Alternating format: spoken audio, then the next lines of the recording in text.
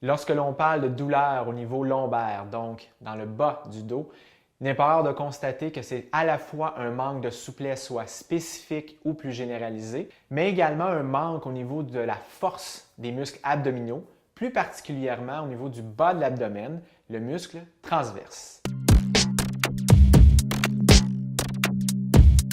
Voici donc une suggestion de quelques exercices qui pourront aider à soulager votre douleur en augmentant à la fois votre souplesse, mais aussi la force de votre dos.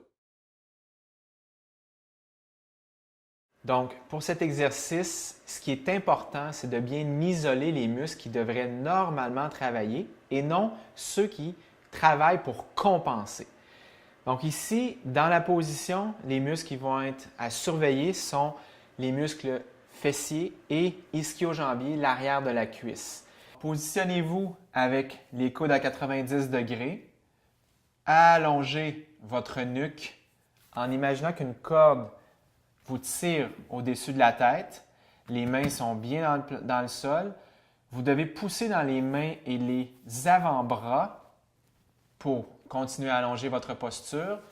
Vous contractez les abdominaux pour soutenir vos muscles lombaires et vous vous concentrez sur l'ischio-jambier, les ischio-jambiers, l'arrière, et les muscles fessiers ici pour faire l'élévation de la jambe.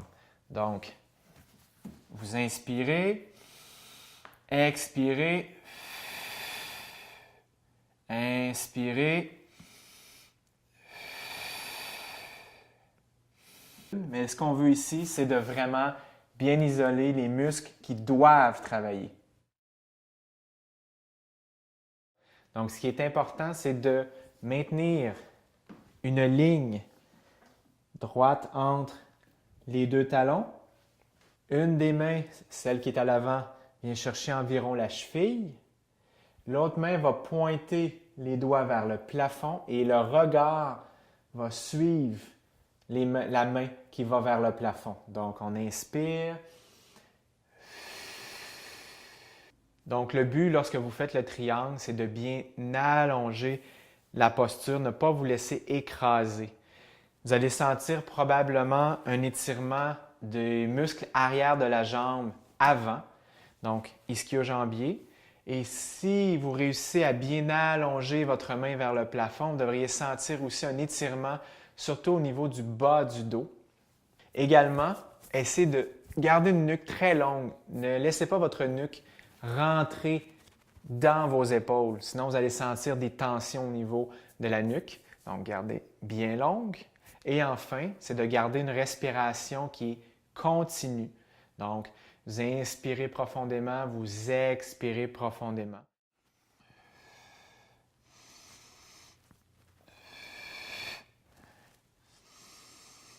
Lorsque vous faites ce mouvement, appuyé contre le mur, assurez-vous de ne pas compenser avec des rotations au niveau des hanches, au niveau du tronc.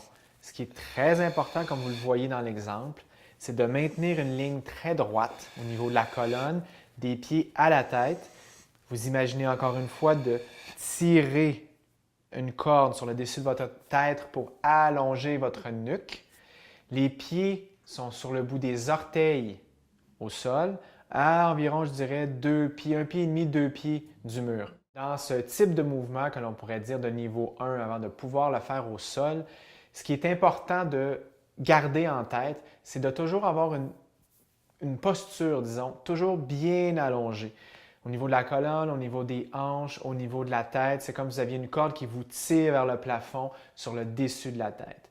Lorsque vous amorcez votre mouvement, votre épaule et votre coude sont à environ 90 degrés et l'amorce se fait avec les muscles au niveau des omoplates pour aller vers l'arrière ici. Ce qui est important, c'est de ne pas compenser soit avec les hanches ou avec le tronc, avec un mouvement vers l'arrière, mais bien isolé pour faire un mouvement ici sans que tout le reste du corps se mette à bouger en même temps.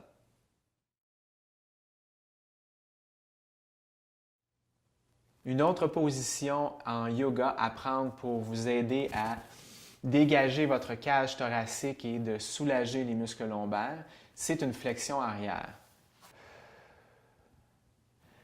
Donc, une fois que vos deux pieds sont bien au sol, Vous poussez sur toute la surface, les muscles ischio-jambiers, donc l'arrière et fessiers pour vous surélever.